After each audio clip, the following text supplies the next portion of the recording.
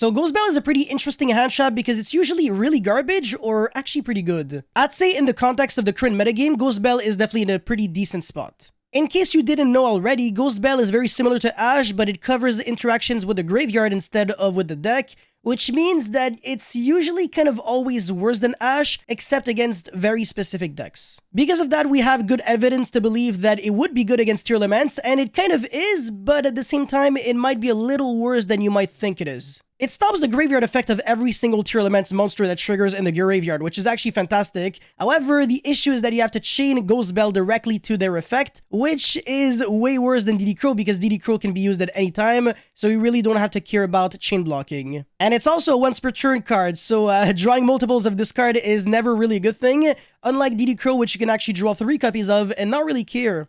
Because of these major factors, I would say Ghostbell is still pretty good against tier elements, just not really fantastic. Against Splight, on the other hand, Ghostbell is very interesting because it's at the same time better and worse than DD Crow. Let me explain why. So it's worse than DD Crow against a few cards such as Ronin Totem, because if you're negating the Ronin Totem, then you're really just canceling out that one of a special summon. However, the Ronin Totem stays in the grave, so if your opponent has more Swap Frogs or Do Frogs to banish, you can actually just keep reviving that Ronin Totem, which is less ideal, of course, than DD Crow.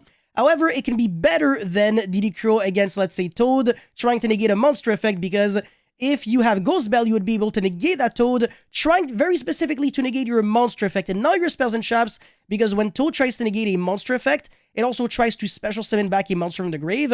However, when it's trying to negate a spell or trap, it would just set the card from the grave to the field, and that would be kind of like Nightmare Griffin, which you can't really respond to with Ghostbell. So yeah, you could afford to draw Ghostbell for turn against Splight and actually feel pretty comfortable, and because of that, I want to say Ghostbell definitely has some nice interactions with the Splight deck. It's also pretty nice against Runic because you can negate the field spell, which would allow them to draw 3 cards if they can return back their 3 Runic cards from the graveyard to the deck.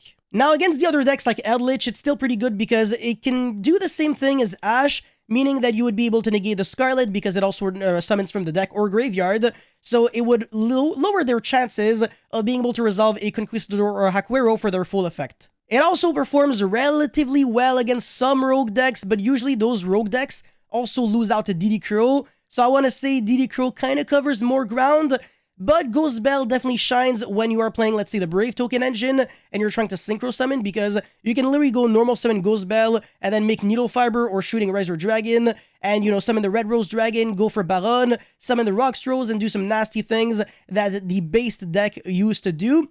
And because of that, it is really important in deck building to consider. But yeah, that's pretty much it for this video. Let me know your thoughts about Ghostbell in the current format in the comment section below. As always, don't forget to like and subscribe, and I'll see you guys very soon. Peace.